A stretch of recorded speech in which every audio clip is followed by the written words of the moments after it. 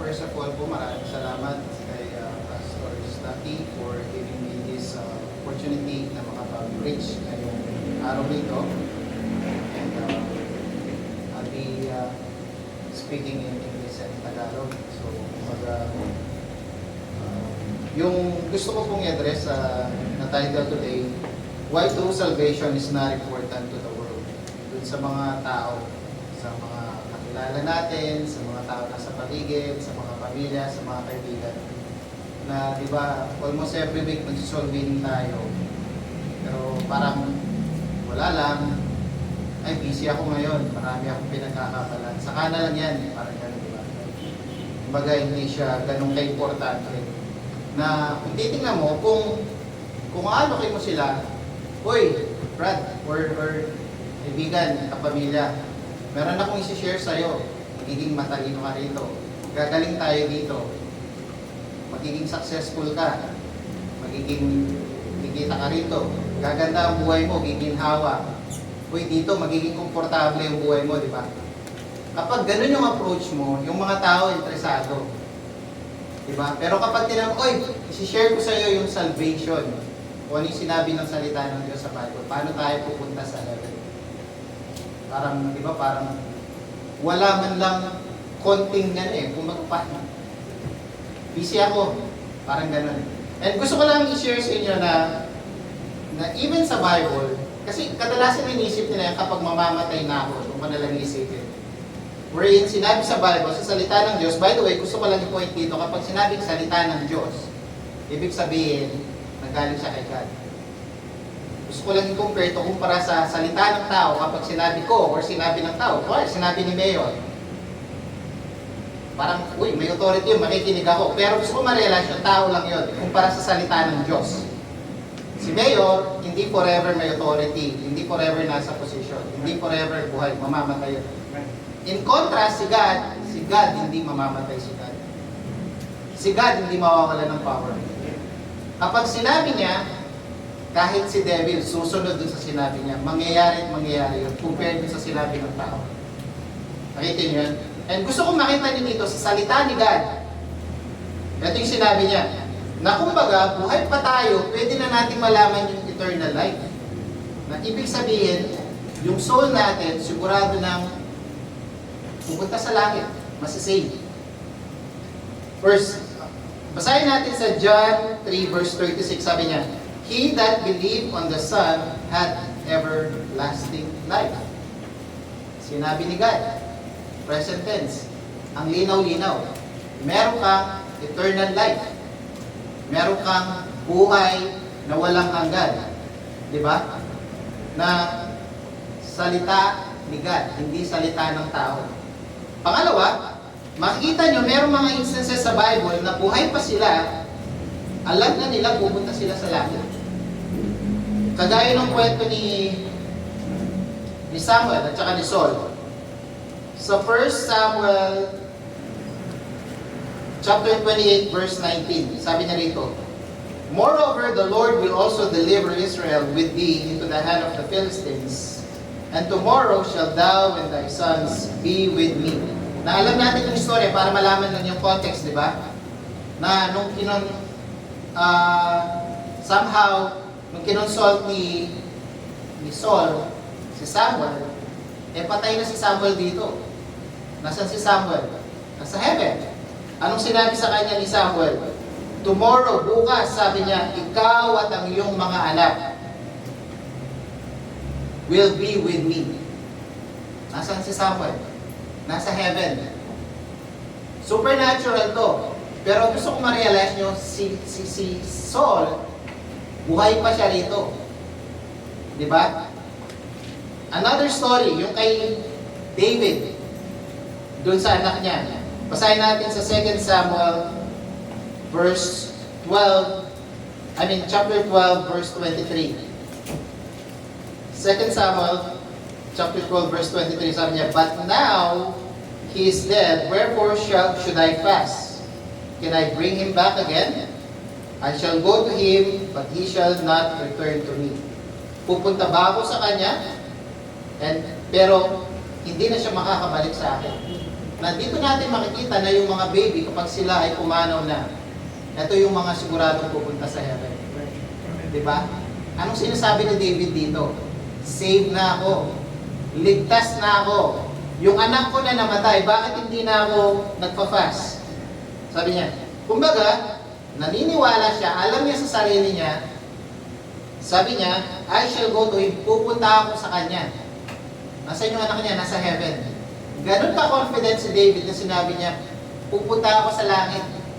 Buhay pa si David dito. Sabi niya, but he shall not return to me. Pero siya, hindi na siya makakabalik dito sa nagbuhay. Kasi nasa heaven na siya. Na gusto ko makita nyo na basically, sa salita ng Diyos, in kontra sa salita ng tao, alam niyo kung bakit lang makikita mo bakit hindi interesado yung maraming tao? Kasi ang dami nang narinig niyan na salita ng tao. Na masyado na silang na-brainwash, na yun na yung masyadong tumatak sa utak nila. Hindi na masyadong importante yun. Ang dami ko nang narinig sa tao, ang dami nang narinig na turo. Na gusto kong ma-realize nyo, sa salita ni God na napakalinaw kung importante ito sa inyo, meron siyang sinabi, buhay pa tayo. So, and dito sa preaching sa sermon natin today, gusto ko lang ipakita yung reality ng heaven and hell.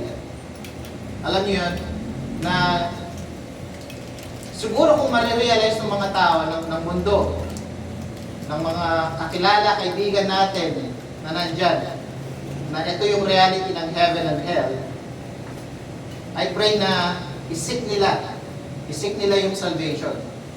Diba?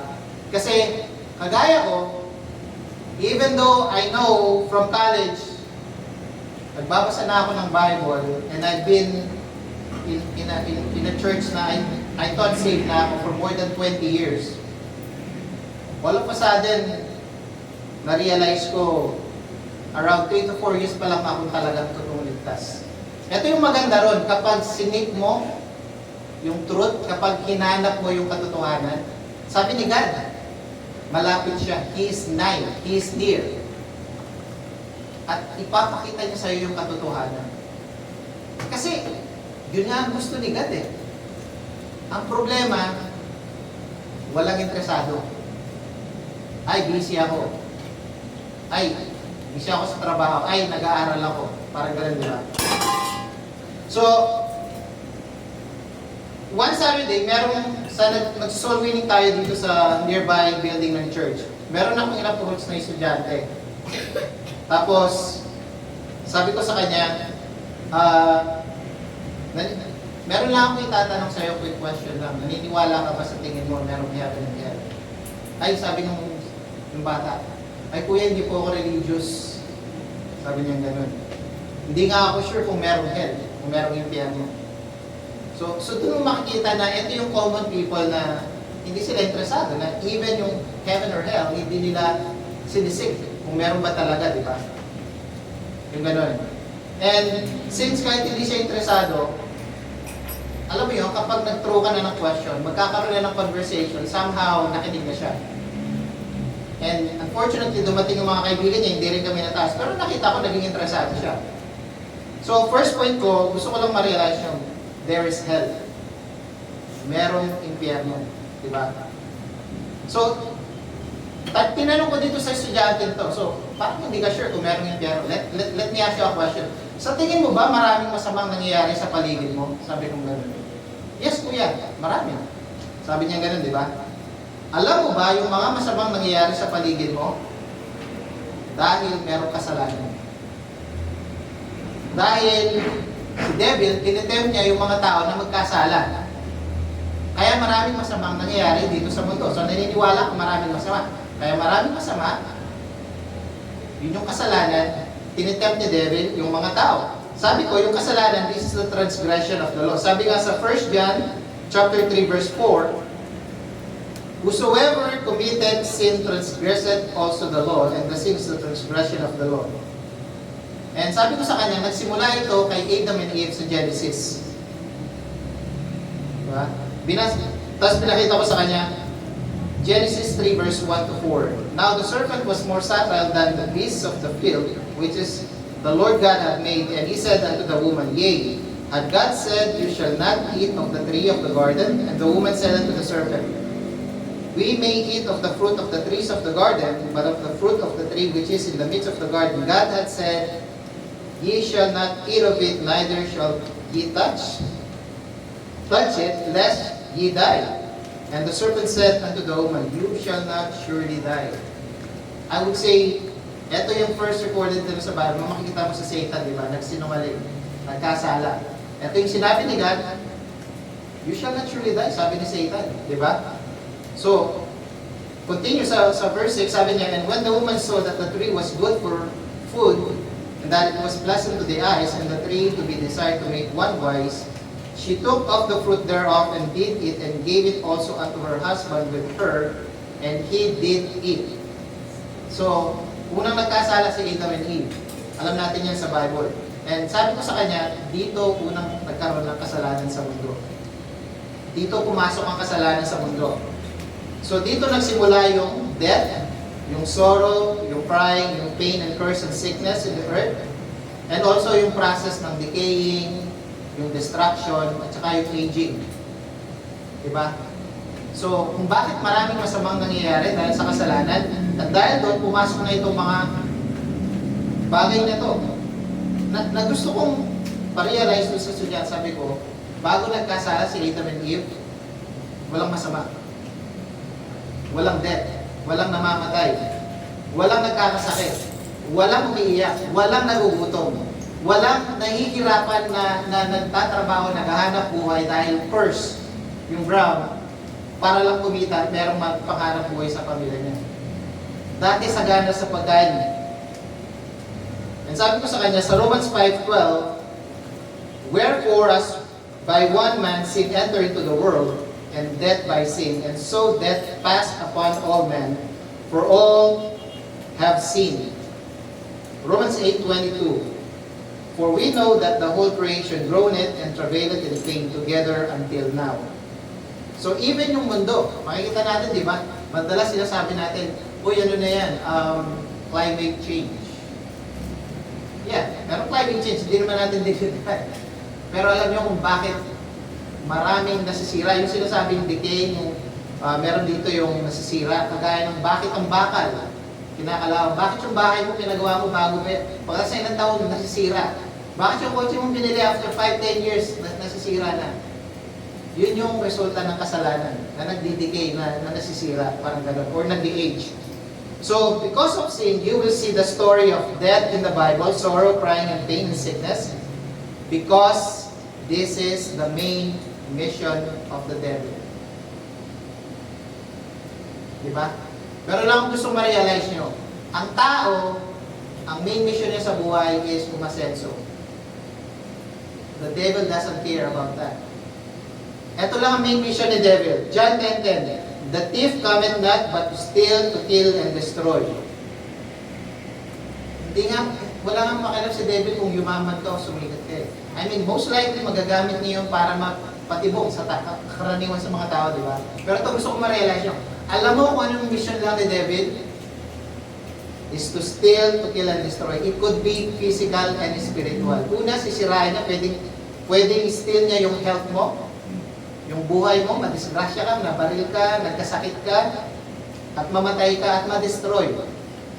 It could be physical and spiritual. Na kumbaga, yung kaluluwa mo, maitapon niya, madala niya sa impyerno. Yun ang pinaka-mission ni Satan.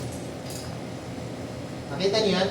At ginagamit niya yung mga bagay na importante sa tao para mapatibong, parang somehow trap sa atin. Ano yun? Yung umasenso, maging successful, maging famous. Diba? Pero hindi na-realize ng tao yan. Sabi nga sa 1 Peter 5:8, sabi niya, Be sober, be vigilant, because your adversary, the devil, as a roaring lion, walketh about seeking whom he may devour. Para lang silang leon. Diba? Na kung sino yung pwede nilang masiro, sino yung pwede nilang makuha. And because of sin and the devil, God created hell. Kung sabi ko may masama ba sa mundo? Yes. So dahil yan sa kasalanan, at dahil yun ang tinitempt ni devil. Tingnan mo, bakit may impyerno? Dahil sa kasalanan, dahil kay devil, ginawa ni God ang hell. Kaya merong impyerno.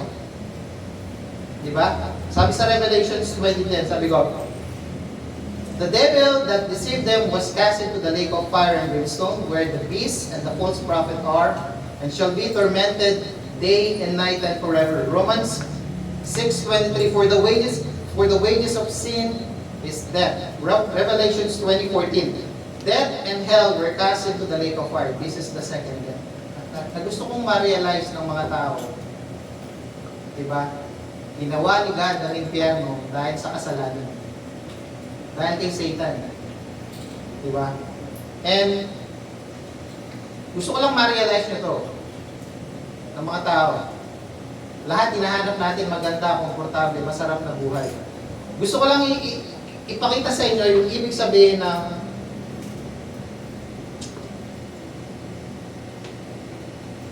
gusto ko lang ipakita sa inyo yung gravity ng hell. I-describe para ma-comprehend, para maintindihan nyo na ito ang impyerno. Ito ang masaklap, marami ang pupunta ron at lahat tayo mamamatay. At kung hindi ka ligtas, hindi mo hinanap to, ito yun eh, kung hindi mo iniintindi to, most likely kung hindi mo iniintindi yung salvation mo, most likely impyerno punta mo. Di ba?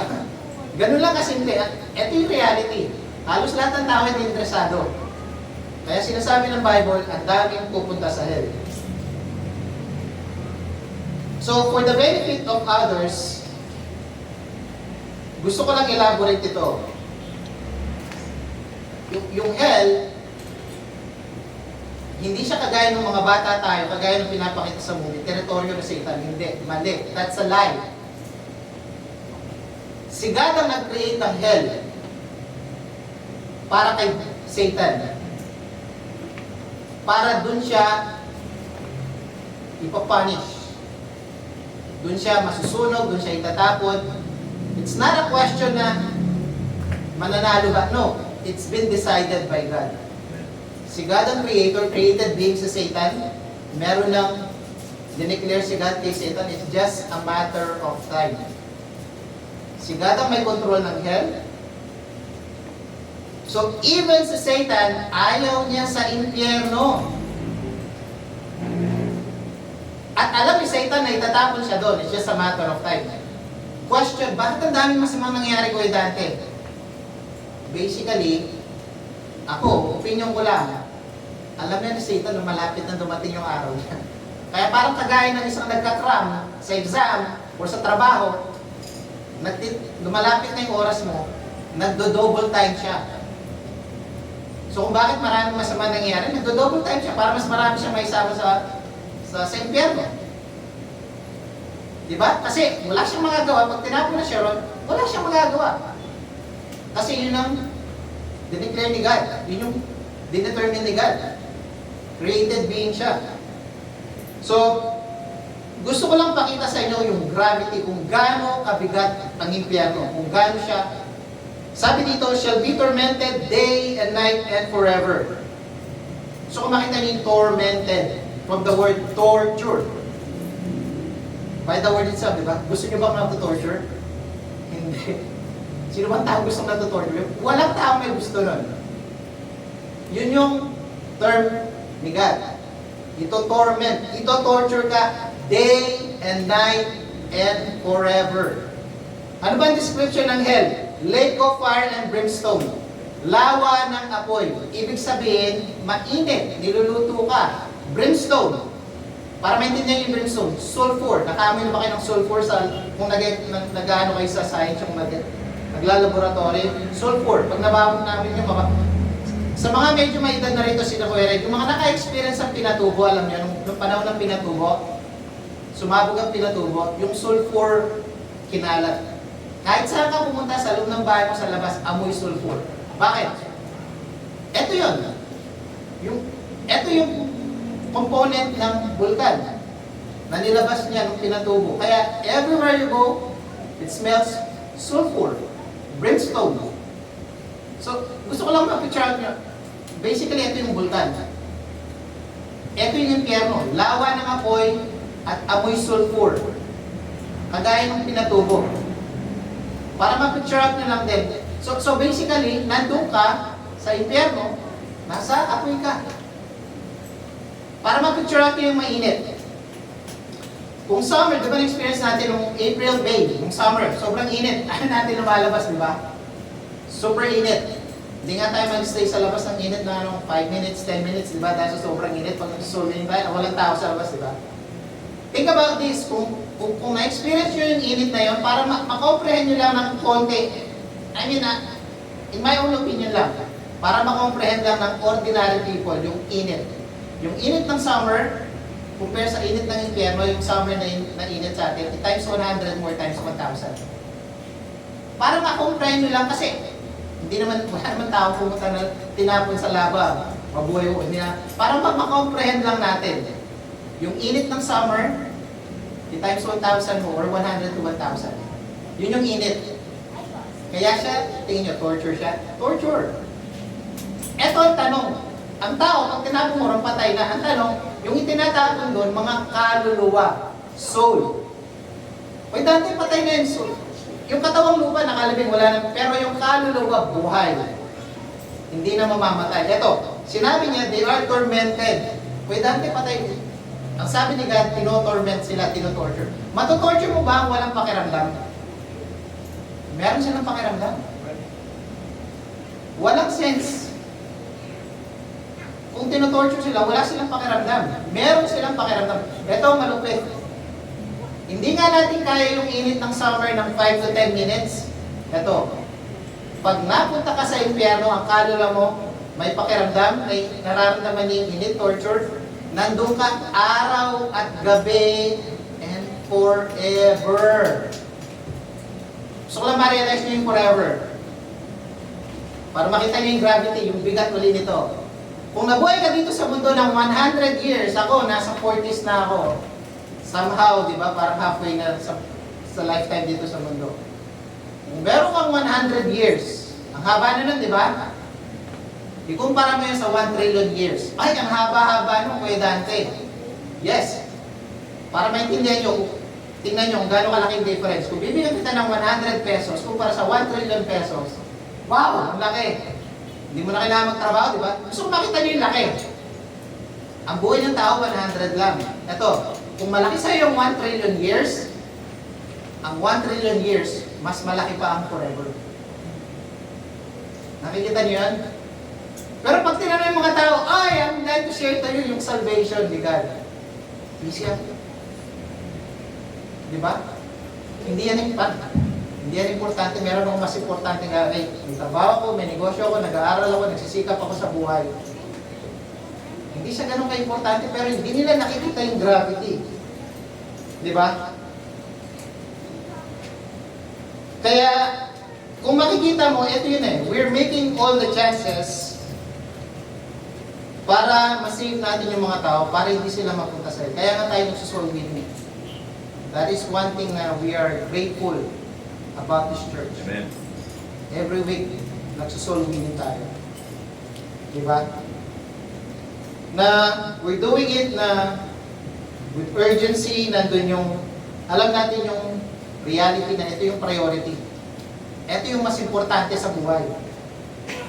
Na, Brother Dante, bata pa naman ako eh. Tama, bata ka pa. Pero alam niyo, real story, merong dumaan sa harap ng bahay namin. Wala lang. Tipikal na nagmumotor lang na nakasingle. Hinabol ng aso.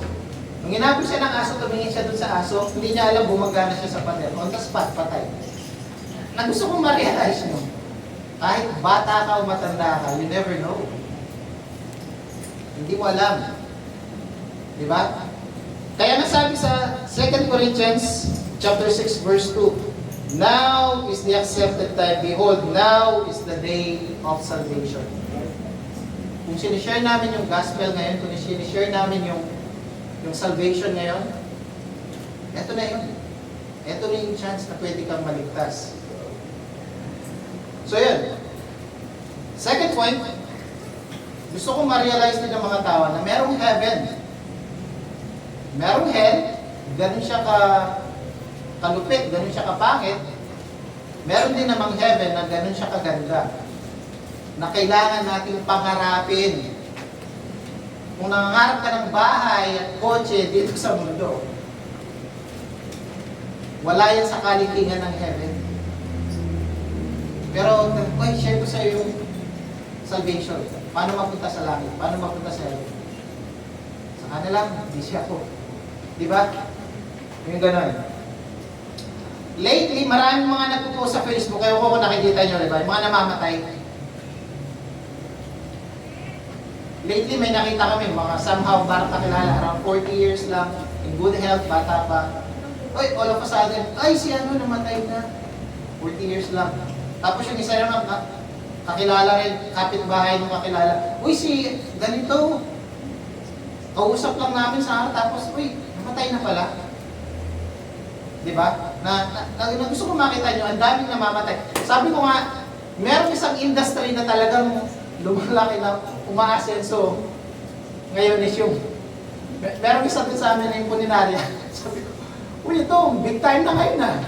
Kasi parang diba, ang daming namamatay at hindi biro yung amount nung bayad ngayon sa mga funeral, parang 100,000 something, diba? So yun, ito yung gusto kong makita nyo. Sabi niya, makikita mo dun sa mga comment, please pray for his or her soul to be in the Lord peace. May he or she rest in peace. Bakit? Doubtful ba kayo na hindi siya pumunta sa heaven? Nakikita nyo na ito yung time na iniisip nila yon. When it's too late, patay na yung tao. Pero naiisip nila na mayroong heaven. Na sana nasa peace siya ng God. Ano yun? Sa heaven. Di ba? Yung iba naman sasabihin nila, ay salamat, mabuti na lang. Nawala na yung pain. No more pain. Dahil namatay siya sa sakit. Mga may cancer. Oo, kung nasa heaven siya. Eh, tinanong niyo ba nung buhay siya kung safe kaya siya? Kung napunta siya sa impyerno, hindi! Lalo siyang natotorture doon, at ang mahirap doon, forever na siya. Wala nang second chance. Pero, makikita mo, ang daming, yung tingnan yung mga nagko-comment, ang daming engagement ng mga yun. Diba? Na, ay sana they may rest in peace. Na gusto kong ma-realize, at the back of their mind ng mga tao, alam nila may heaven. Pero hindi nila nakikita yung importansya. And gusto ko lang ma-address ngayon sa mga tao makakarinig. Ganito po ka-importante na malaman nyo na habang may chance, siguraduhin nyo, gawin nyo lahat ng magagawa nyo na pupunta kayo sa heaven. Dahil kagaya nitong mga nagpo-post sa Facebook na to, kung sila duda, isa lang interpretasyon ko dyan, wala siya sa langit. Diba? So many people believe na merong heaven. Pero hindi sila nag-exert ng effort, ng time, ng energy, ng resources, para malaman nila paano pupunta sa heaven. Na habang buhay sila, sigurado silang pupunta sa heaven. Diba? Kung nung buhay sila, hindi nila tinanong yan sa sarili nila. At ngayong namatay na sila, I doubt na ligtas sila. Merong mga tao na sasabihin nila, di ba? Nag-exert ako ng effort, time and energy, resources. 99% ligtas na ako. Siguro meron pa akong mga 1% na kasalanan. Pero 99% sure na ako pupunta sa heaven. Alam mo sa Bible, sa salita ng Diyos, you can be sure 100%. Gusto ko lang interpret yung 99%. Sabihin na, tingnan natin sa salita ng Diyos para ma-realize ng mga tao na yun. Nag-exhort na sila ng kasi ito yun kung totoo mong hinanap yung salita ng Diyos, ipapakita niya sa iyo. Na-amaze ako kung paano, ito, sa sarili na lang namin buhay, and somehow, ito yung karaniwang testimony, na nung nagkakaroon na kami ng mga questions about dun sa truth ng salvation, bakit kaya King James? Bakit kaya dito merong ganito, dito walang ganito? Bakit kaya nung tinanong tayo, sa tingin mo ligtas ka? 50%. 85%, at least parang sa school pasado na 75. Di ba parang nung nakikita mo yung mga, nagkakaroon ka ng hint, nagkakaroon ka ng idea, parang hindi ako safe. Isisik mo yung truth. Ito yung maganda, ipapakita sa iyo nila. Na amazingly sa amin, di ba? Imagine mo to. From the Philippines, through online, galing pa sa ibang panig ng mundo, pinakita ni God yung gospel, yung Bible way to heaven. And from there, nakita mo, naging instrumental na, nakita mo to, all of a sudden, makikita mo, doon namin na, hindi pa pala kami safe. Tapos ito pa yung amazing, mula doon, makita mo from the other side of the world, may pinadala pang church na tama yung gospel, na tama yung doctrine, tama yung salvation. Amen. Dito pa sa mismong probinsya natin. Alam mo yun, parang na-amaze ako na I thought saved na ako for more than 20 years.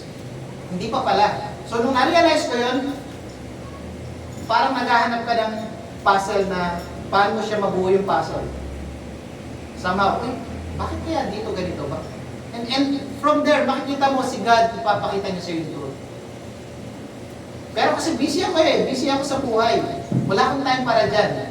Hindi siya ganun ka-importante. Importante sa akin ngayon, maging successful ako sa buhay, maging maginhawa ang buhay ko.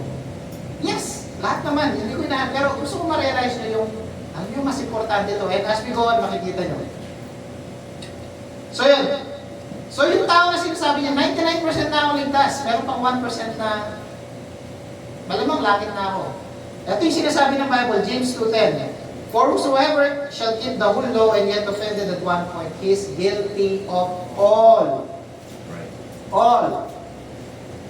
Pare-realize ko lang para madaling maintindihan. Kung merong 100 na law si God, pasado ka, ginawa mo yung 99, bumagsak ka dun sa isa. Inoffend mo siya dun sa, anong sabi ni God? You are guilty of all. So, anong sagot dun sa nagsabi ng tao na, 99% siguro pupunta na ako sa heaven. Alam mo, anong sabi ni God doon? Guilty ka pa rin sa lahat. Kaya mo pa rin ang bagsak nun. Di ba? Romans 3:23, for all have sinned and come short of the glory of God. And i-run down ko lang to. Pero gusto ko makita nyo, ito yung mga salita ni God para ma-realize nyo na kailangan natin ng salvation at ito yung sinasabi ni God. Romans 6:23, for the wage of sin is death, but the gift of God is eternal life through Jesus Christ. Romans 5:8, but God commended His love toward us in that while we were yet sinners, Christ died for us. Di ba? And lahat tayo makasalanan. Malit man o malaki, pupunta tayo sa hell. Ito ang tanong. Kung ang kabayaran sa kasalanan ay kamatayan, at sa Revelation 20:14 sabi, death and hell were cast into the lake of fire. Eventually, ito yung spiritual death, ito yung impyerno. So, kabayaran ng kasalanan, in simple equation, kabayaran ng kasalanan, impyerno. Ang tanong, sinong walang kasalanan? Lahat. Ha? Sino interesadong hindi mapunta sa impyerno? Halos lahat. Sino pupunta sa impyerno? Lahat. Kasi lahat may kasalanan. Napakasimple yung equation pero ang daming hindi interesado. Nakita niyo yung gravity ng hell? So, ibig sabihin yun yung patutungan ng marami. Gusto ko lang makita ito para pahapyawan ko lang dun sa konting salvation. Sabi ni God, statement ni God, ang kabayaran sa kasalanan may kamatayan. Eventually, yung death is yung lake of fire. Tingnan nyo, ito yung sinabi ni God. Dahil mahal tayo ni God, ayaw niya tayong pumunta sa impyerno. So, anong nangyari sa Romans 5? Christ died for us. Yung sinabi niyang kabayaran sa kasalanan, ginawa niya. Na dito mo makikita lahat ng tao makasalanan. So, ginawa niya ng paraan para hindi tayo mamatay, hindi tayo tapos sa impyerno, ginawa niya sa atin. Ano yung sinabi sa Acts 16? What must I do to be saved? Believe on the Lord Jesus Christ. Lang. Napakalinaw, di ba? Gusto kong makita ng mga tao doon, walang taong maliligtas na yung sarili niya.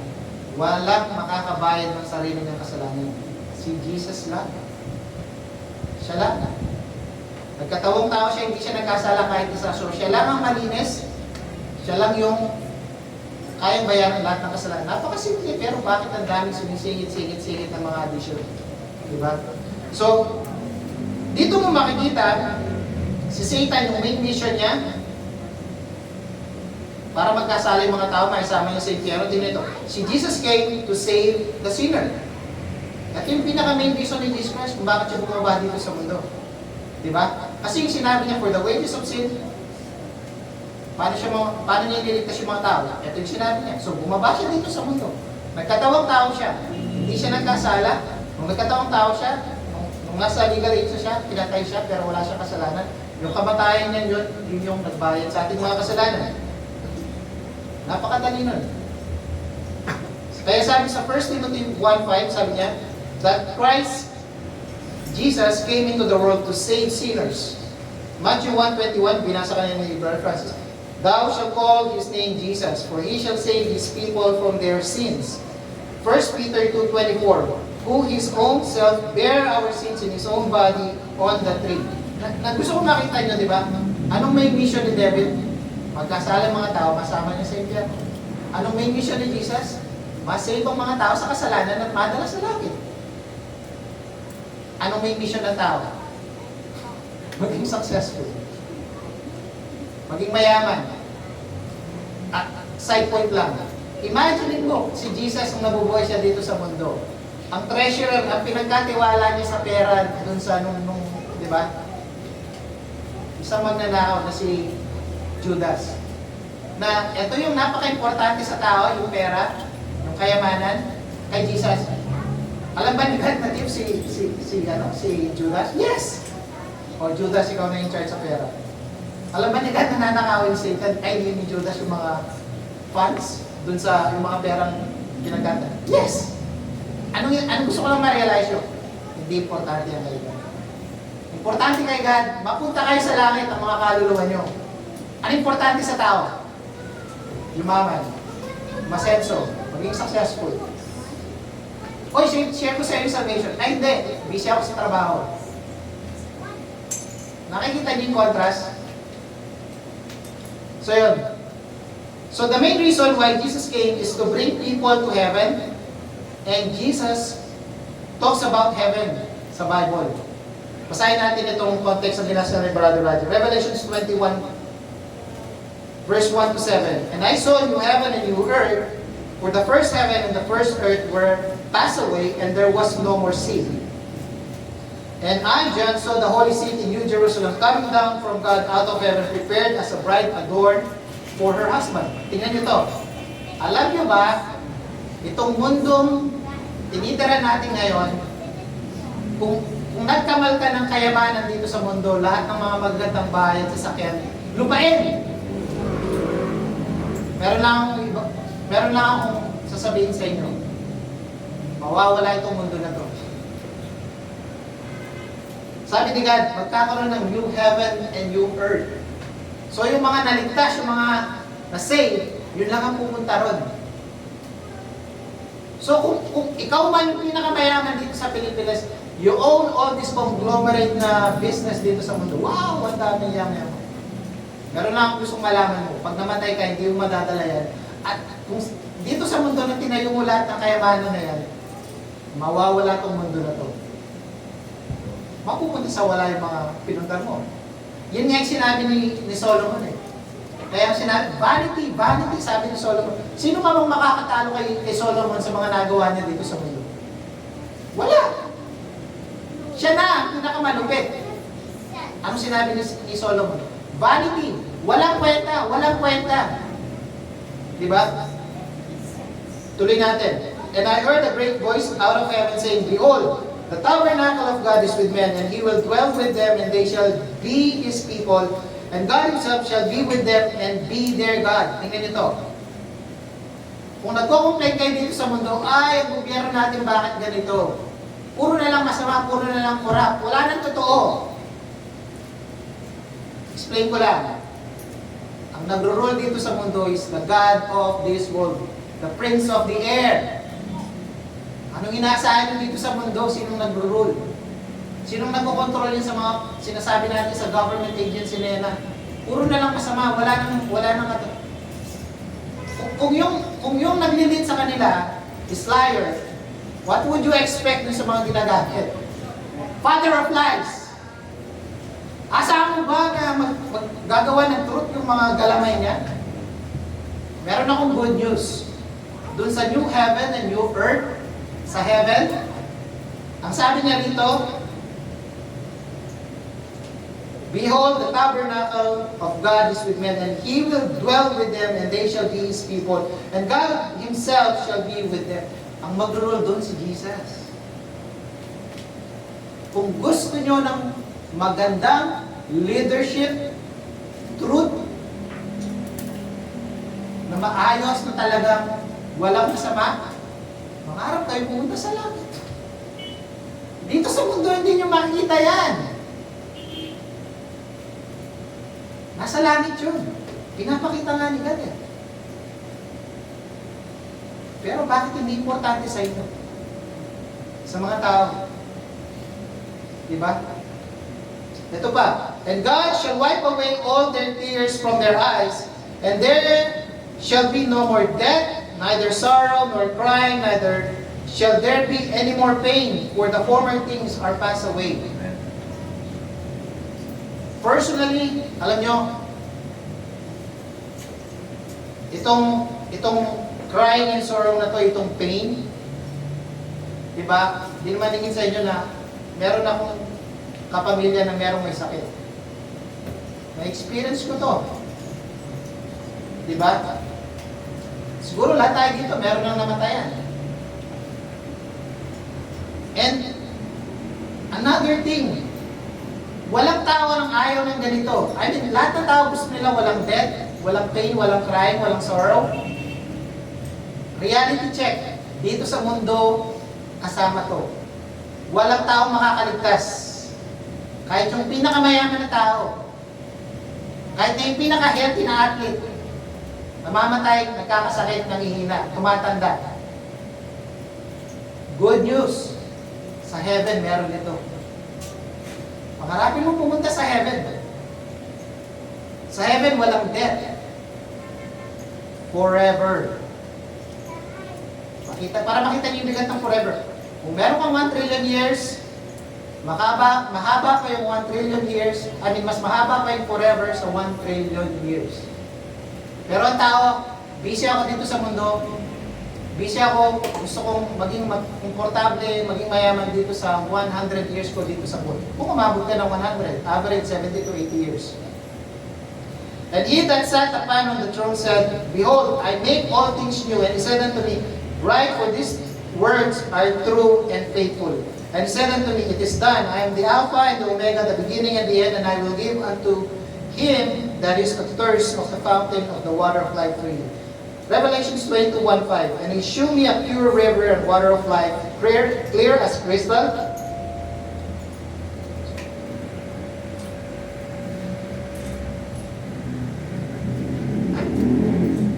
proceeding out of the throne of God and of the Lamb. In the midst of the street of it, on either side of the river, was there the tree of life, which bare 12 manner of fruits, yielded her fruit every month, and the leaves of the tree were for the healing of the nation.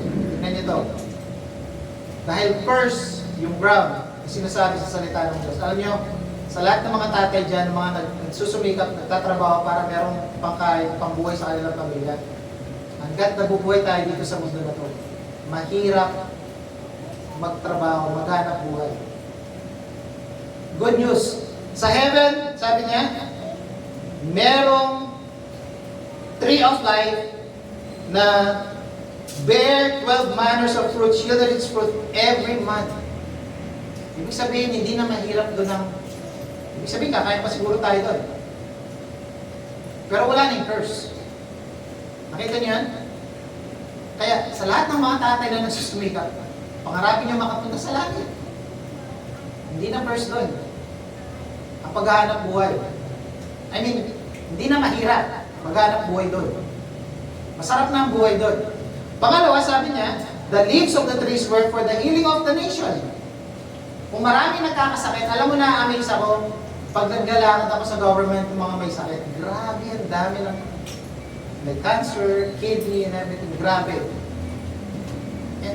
And lahat ng mga may sakit na to, kung maghahanap kayo ng state ng katawan nyo na walang may sakit, dito sa mundo, hanggang nabubuhay ka dito sa mundo, most likely, one way or the other, may experience may sakit. Pero pangarapin pumunta sa heaven, pagdating mo sa heaven, hindi ka na magkakasakit. Nakita nyo, lahat ng gusto ng mga tao, nasa heaven. Pero bakit hindi kayo interesado sa heaven? And there shall be no more curse. Nakita nyo? Wala nang curse. Wala nang sumpa. Hindi na mahirap yung paghahanap buhay. But the throne of God and of the Lamb shall be in it, and his servant shall serve him. And they shall see his face, and his name shall be in their forehead. And there shall be no more night there, and there they need no candle, neither light of the sun, for the Lord God giveth them light, and they shall reign forever and ever. Most people want to go to heaven because yung heaven's description of no more death, no more sorrow, no more crying, no more pain, no more curse, no more sickness. Diba? So, eto yun. For most people, I believe, and I understand, eto yung concept nila na, eto yung motivation, eto yung main mission nila sa buhay, is to have a good life. Walang masama. Diba? Walang masama naman, pero papakita ko lang, kung ito ang main goal mo, ito yung number 1 sa buhay mo, hindi siya nagkakaroon ng kamalian.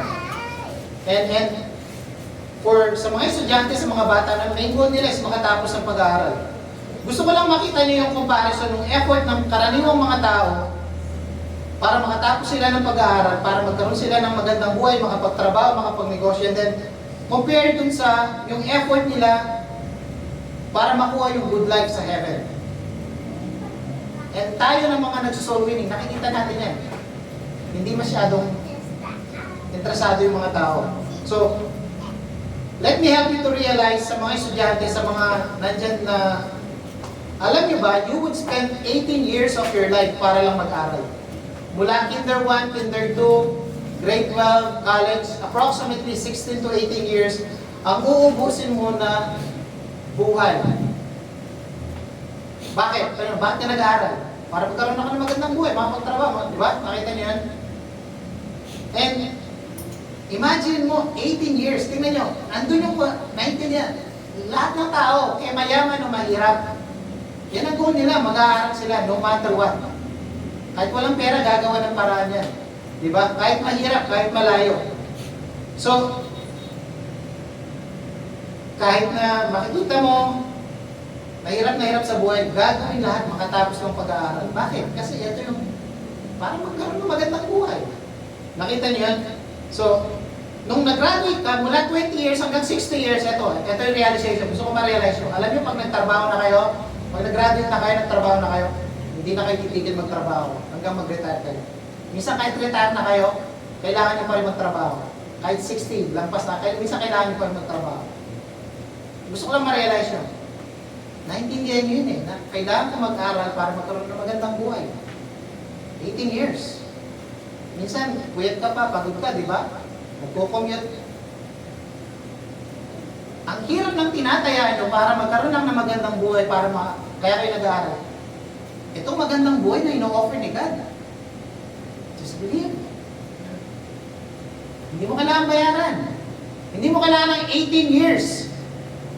Pero bakit nag-aaral lahat ng tao? Para lang sa magandang buhay. Ito gusto ko ma-realize nyo. Pag nag-graduate ka, nagtrabaho ka, mula 20 hanggang 80, sabihin mo na, 60 years lang yun. Tinaya mo yung 18 years para dun sa 60 years. Sabihin mo lang 80 years kung umabot ka ng 100. Nakita nyo, naintindihan nila yun eh. Gagawin ko to para dun sa magandang buhay na 60 years. Ito lang gusto ko ma-realize nyo. Lahat ng pinapangarap ng maganda dito sa mundo, may katapusan yan. Sa langit, infinite, eternal, everlasting. Lahat yan available doon. Alam mo, hindi mo kailangan itaya yung 18 years. Just believe on the Lord Jesus Christ. Amen. Libre. Free. It's a gift. Hindi mo kailangan trabahuin. Hindi mo kailangan i-maintain. Ay, kailangan ko manatili ng ganito. Hindi. One time. Hindi mo kailangan ulit-ulitin. Pero, tingnan mo to. Ang isang estudyante mag-aaral siya 18 years. Eto, nag-graduate ka, good night. The moment na nag-graduate ka, hindi ka natitigil magtrabaho nasa bago kang mata. Bakit? Gusto mo ng komportable yung buhay eh. Gusto kong ma-realize nyo. Hindi ganun kadali yun. Yeah, maganda yun. Halos lahat ng tao, yan ang yung mga tatay, ito yung kailangan natin gawin. Pero ito lang gusto kong ma-realize nyo. Ginagawa mo yung buong buhay mo para magkaroon ng magandang buhay, available yan sa langit. Alam mo sa mga tatay, sa mga nagtatrabaho tayo, alam mo gusto kong ma-realize yun. Minsan nagtatrabaho kahit nagutom, kahit puyat, kahit pagod. Minsan, natutulog na yan. Meron mga iba, natutulog na sa opisina. Ito yun, di ba? Yung iba, nagtatrabaho sa malayong lugar, nangungulila sa kanilang pamilya. Yung iba, nakita mo, ang dami nilang nilay down para lang magkaroon ng kabuhayan. Gusto ko na makita nyo ulit yung ang daming sinasakripisyo, ang daming ipinapalit, na kahit minsan lumalaki mga anak nila, hindi nila kasama. Ito lang gusto ko ma-realize nyo. Meron din magandang buhay sa langit. Libre, forever, everlasting. Libre. Amen. Wala kang itataya. Just believe on the Lord Jesus. Amen. Busy ako eh. Yung 60 years na buhay mo dito sa mundo, kaya ka nagtatrabaho, yung 60 years. Compare mo yung 60 years sa 1 trillion years. 60 pesos sa 1 trillion pesos. No-brainer. 60 pesos sa 1 trillion. Eto pa, ang 1 trillion, di hamak na mas malaki yung forever. Di ba? Pero, Brad, share ko yung salvation. Saka na lang. Busy ako. So, eto pa, tingnan nyo. Let's say, naging successful ka na, nagtrabaho ka, nag-business ka, naging successful ka na sa buhay. Ito yung pangarap ng lahat ng tao. Bakit ka gumigising? Bakit ka nag-aaral?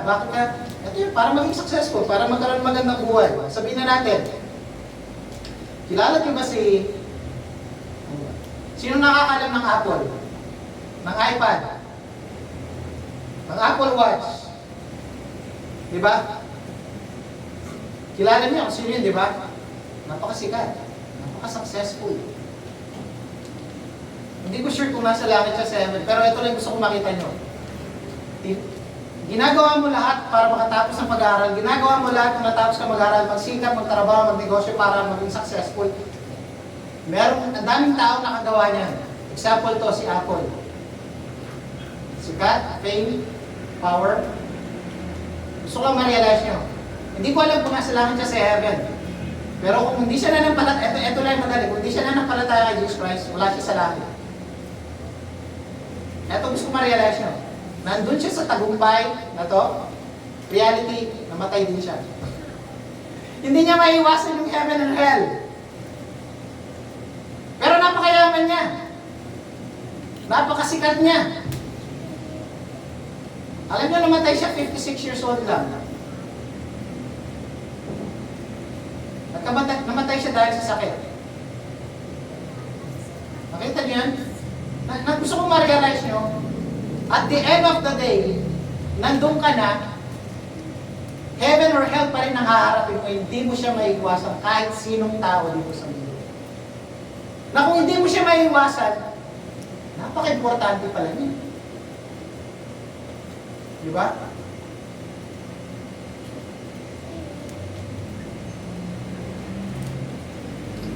So, eto pa yun. If you did not seek the Lord for your salvation while you are poor, or while you are in need, kung habang mahirap ka, hindi mo hinanap yung salvation ni God. Sa tingin mo kaya pag yumama ka, hanapin mo pa si God. When everything, ay, naku, komportable ako, lahat, anong kailangan ko, nagugutom ako, bibili ko, dami kong pera. I have the comfort of the mansion, I have the comfort of this luxury. Kung hindi mo hinanap si God nung naghihirap ka sa buhay, what makes you think nung mayaman ka, nung komportable ka, ay, doon ko pagtutunan ng sa panahon, yung salvation ko? I doubt. Diba? Kaya kung naririnig mo ngayon yung salita ng Diyos, yung gospel, paano mapunta sa langit? Today is the day of your salvation. It's available for all. Whether mahirap, mayaman, maliit na konti ang kasalanan o mas maraming kasalanan, whosoever. At walang kailangan taya. I want you to realize that God made it easy for us to make sure that we will have a good life forever in heaven. Kaya nga siya bumaba dito sa mundo. Kaya nga, binigay niya sa atin yung salita niya. Di ba? Just seek the truth and you will find Him as He promised. It is free. It is a gift. It is paid it all for you. It is eternal, everlasting, meaning hindi siya nawawala. It's forever. Just believe in your heart that Jesus died, buried, and rose again to save you from hell. Amen. Ganun lang siya kadali. Now, gusto ko makita nyo ngayon, in light of the Bible, sa salita ng Diyos, alam nyo ba na maraming mga character sa Bible na sikat? Magbibigay ako ng mga mayaman, mahirap at ordinaryong tao. Alam nyo, they put first in their life si God at saka yung salvation nila. They seek first God at yung salvation nila. Before anything else. Before success, before comfort, even their own family. Para gusto ko lang makita nyo na mayroong mga tao sa Bible. Ang daming tao, di ba? Hindi nila ininit. Pero tingnan nyo, mayroong mga tao sa Bible. Let me read sa Hebrew 11 verse 24 to 27. Ito yung magbibigay ako ng mga example o character ng mga tao sa Bible. Hebrew 11 verse 24 to 7. By faith, Moses, when he was come to years, refused to be called the son of Pharaoh's daughter, choosing rather to suffer affliction with the people of God than to enjoy the pleasure of sin for a season, esteeming the reproach of Christ greater richness than the treasures in Egypt.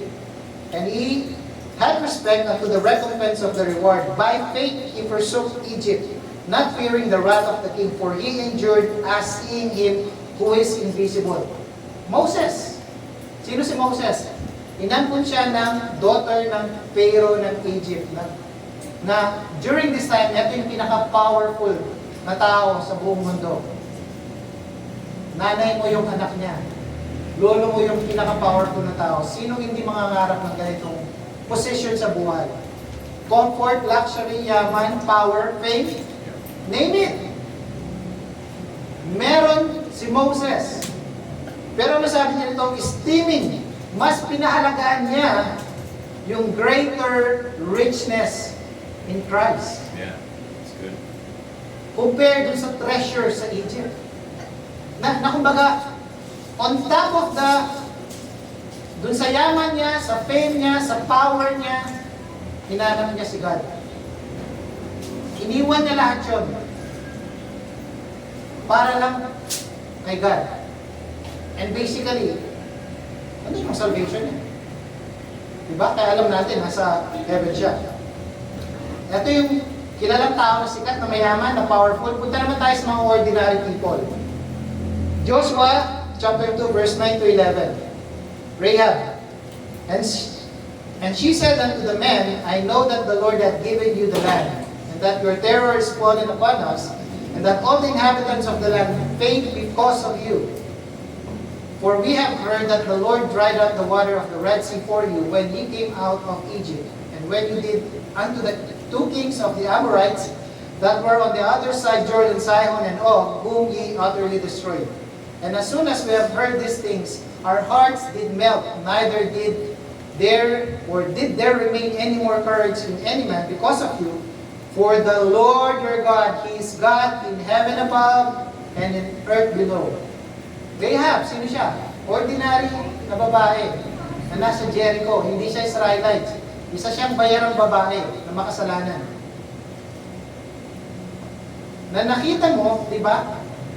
Even though ang buhay niya at ang buhay ng kanyang pamilya ang nakataya para tulungan niya yung mga spy.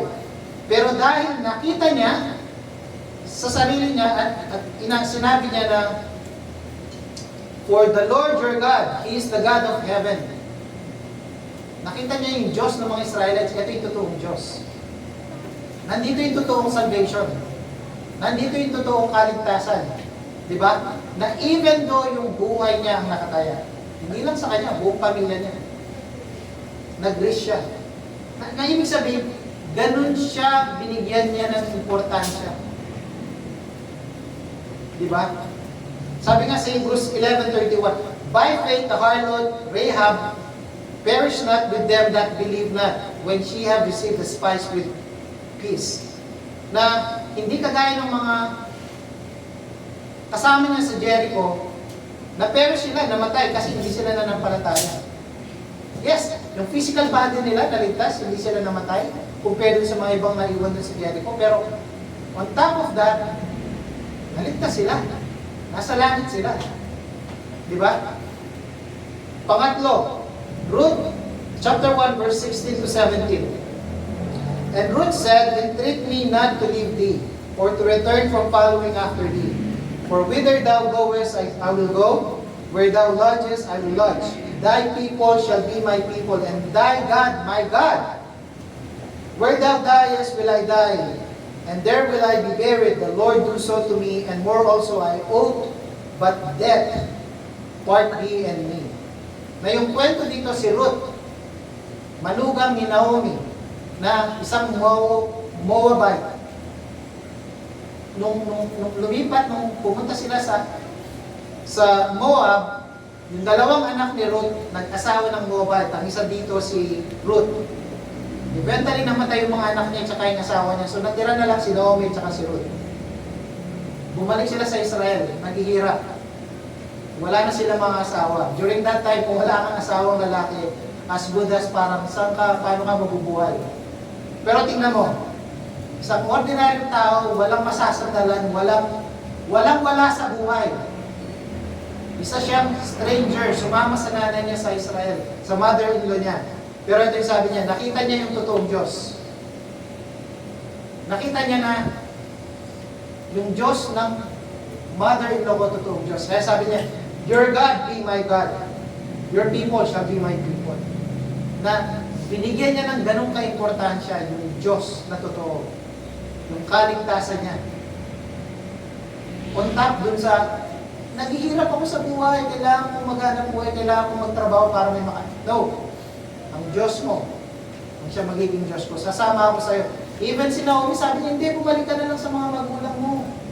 Hindi na ako magkakaanak. Wala ka na magiging asawa. Pero eventually, nakita natin kung paano binago ni God. Paano binbless ni God yung buwan niya. Na makikita mo, di ba?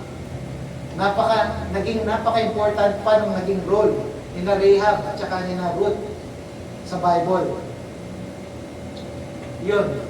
And lastly, meron akong isang kwento na gusto kong i-share sa inyo. Sa schooling niya na Daniel, meron silang mga biography ba ang tawag doon? Na kwento ng mga Christian people in the past na somehow naging instrumental sila. Yung buhay nila naging inspiration sa mga tao. Meron isang writer na pangalan niya Vivelia Perpetua. Nabuhay siya noong 181 AD at namatay siya noong 203 AD. So around, ito yung mga panahon na so malapit in the old times. Nabuhay siya 22 years lang. So itong tao na to, writer siya. Yung nangyayari sa buhay niya, gino-journal niya. And kung bakit nalaman ng mga tao, panahon natin ito, yung buhay niya dahil meron siyang pinagbigyan na tao doon sa journal niya kasi nakulong sila. Bakit siya nakulong? Dahil na-save siya. Narinig niya yung gospel. Nung time niya, anak siya ng isang parang may position sa government na may pera sila. Kaya nakabili siya ng Bible in that time. Imagine mo 181 AD. I mean 203 AD. Gano'ng kalayo. Gano'ng katanda na. So, dahil may pera siya, bumili siya ng Bible. So, during that time, imagine mo, yun yung sinik niya. Yung true word ni God. So, most likely, baka totoong mga manuscript pa yung mga nabili niya. So, I would say, based dito sa mga writings niya, in my opinion lang, opinion ko lang to, save itong tao na to. At kung bakit siya naging inspirasyon sa marami, alam niyo, ito yung buhay lang niya. Ako, nung napanood ko rito, parang, alam niyo, nakaka-inspire. So, at the young age, na-save siya. During this time, ito yung persecution ng mga Romans. If you are saved, if you say you are Christian, huhulihin ka ng mga Romans. And basically, hinuli sila kasama ng mga congregation niya dahil nag-fellowship. Nagbabasa ng word. And hinuli sila, yun yung kaso. Hinuli sila, kinulong sila, ito ang masakla. Meron siyang anak na baby. 1 to 2 years old. Hindi sinabi doon kung meron siyang asawa. May impluwensya yung tatay niya. Pero alam niyo, kinulong sila. Yung tatay niya na may impluwensya, na ginamit niya yung impluwensya niya para kausapin yung judge, para pakawalan siya. Meron siyang 3 chances para pakawalan. Una, kinausap siya ng tatay niya, personally. Nilabas siya po sa kulungan. Anak, mahal mo kami, di ba? Yung fake mo, yung pananampalataya mo na yan. Pwede mo namang i-fake lang. Nakita mo yun? I-fake mo lang, kunwari, dinidenounce mo lang yung fake mo. Pakita mo lang sa Roman, sa mga na dinidenounce mo lang yan. Makakawalan ka nila na kinausap mo na sila. Sinabi niya sa tatay niya, hindi. Nakita mo yun? Ibig sabihin, ganun niya binigyan ng importansya yung salvation. Yung faith. Yung salvation niya. Kasi kahit i-fake mo yan, ito yun eh. Makikita ni God. Sa mata ng mga Romans, ay oo, dininounce niya yung Christianity niya. Sa mata ng Romans, sa mga tao. I-fake mo lang, kay God. Alam niya, hindi mag-fake yung kay God. Nakita mo, first, tinanggihan niya yung tatay niya. Umiiyak sila. Parang meron kasing cartoon series na parang pinano siya para Pangalawa, nung i-judge na sila. Nung nakapila na sila na para kausapin yung judge, para sabihin niya, maglagay ka lang ng isang pinch ng incense dito sa idol ng Romans na to. Pakakawalan ka na namin. Imagine mo. Kumuha ka lang ng isang pinch ng incense, ilagay mo lang din sa idol na yan. Makakawala ka na, hindi ka na namin papatayin. Yung tatay niya, bago siya umakyat doon, kasi nauna yung mga kasama niya, lahat ng kasama niya, wala, hindi ko gagawin yan. Idol, hindi yan totoong Diyos. Mamamatay kayo. Yung tatay niya, bago umakyat yung anak niya, kinausap niya, anak, parang awa mo na, mahal ka namin. Ayaw ka namin mamatay. Isang pinch lang ng incense, ilagay mo dun sa idol. Pwede mo namang i-fake eh. Alam niya sa Diyos, hindi niya mag-fake yun. Hindi! Sabi niya. Second chance. Umakyat na siya dun sa harapan ng judge. Bigyan pa kita ng chance. Maglagay ka lang ng pins ng incense dyan sa idol ng Romans. Makakawalan ka na namin, hindi ka na mamamatay. Hindi! Hindi yan totoong Diyos sa harap ng marami. Kumbaga parang minakpa niya yung Diyos ng... Gusto ko ganun siya ka-bold. Ganun siya katapang. Take note, babae to, 22 years old, merong baby.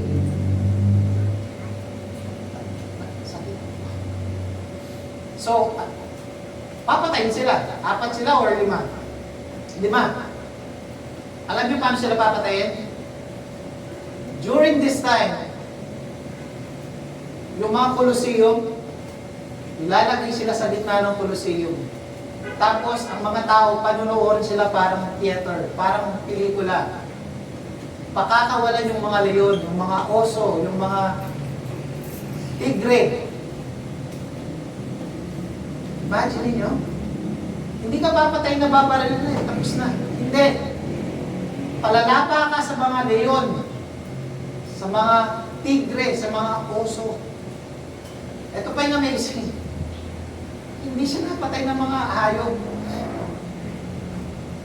Napagod na yung mga hayop based on, ito kaya natin alam to kasi meron silang journal, sinulat niya. Hanggang sa bago sila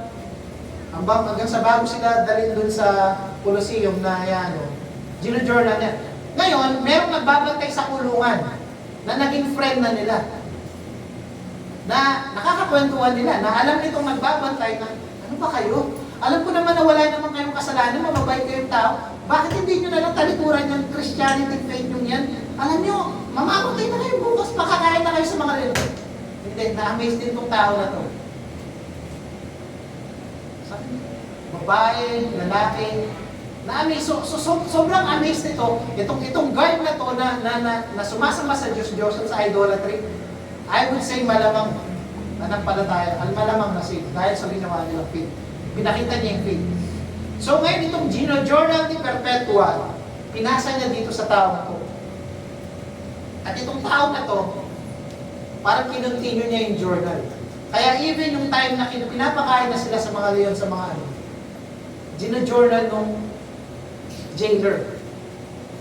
Kaya merong eyewitness dun sa, even yung time na kinakain na sila, at alam niyo ito yung amazing, nung pinapakain na sila sa mga leon, hindi namatay si Perpetua dahil sa mga leon, oso o tigre. Napagod na yung mga oso, leon at tigre. Yes! Nasaktan sila, pinagbabalabag sila, pinagsusugatan na sila, pero hindi siya namatay. Most likely hindi pa namatay. Pero based dun sa account nung nagsulat, nung writer, napagod na yung mga leon. Alam paano siya namatay? Merong isang soldier na nandun na nanginginig. Dahil na-amaze siya, bakit hindi namamatay? Hindi ito namatay ng mga hayop. Pero kailangan silang patayin lahat, di ba? Yung sword ng isang soldier na batang soldier na nanginginig, hinawakan ng Perpetua yung sword para galitin yung levi. Doon lang siya namatay. Nakita niyo yung courage? Even ng mga hayop, napagod na. Even yung soldier, napapatay siya. To the last minute, nanginginig na yung soldier. Sabi ko, meron palang ganon? Pero ngayon, i-share mo yung gospel. Oy, salvation, share ko sa'yo yung true salvation para mapunta ka sa langit. I don't care. Pero imagine nyo, merong ganong kwento sa, in my opinion, dahil ito, sinulat ito ng mga writer, merong mga in my opinion, safe itong mga tao na. Diba? So, tapusin na po natin. Let me remind you, as I've said earlier, Jesus, the main reason why He came is to save the sinner from hell. Kita niyo? Si devil, yung main reason niya kung bakit siya is to come to steal and kill and destroy people in hell. Most people will say, I will study hard, I will work hard so that I will have a good life for myself, for my family. Basically, no sorrow, no pain, comfort lang, parang ganun, di ba? So, let me clarify myself. I did not mean na hindi ka na dapat magsumikap, mag-aral para magkaroon ng magandang buhay. Gusto ko lang maging malinaw ang sarili ko, baka ma-misinterpret niyo ito yung message ko. Hindi ko sinabing hindi ka dapat magsikap, mag-aral, magsikap, magtrabaho para magkaroon ng magandang buhay. Kailangan mo yan. Ito ang problema na gusto kong ma-realize nyo. Kung ito ang number 1 sa buhay mo, may problema tayo. Bakit ka nag-aaral? Ito yung importante, ito yung number 1 sa buhay ko. Mali. Dapat si God ang number 1. Amen. Dapat yung salvation mo ang number 1. Nakita mo yan?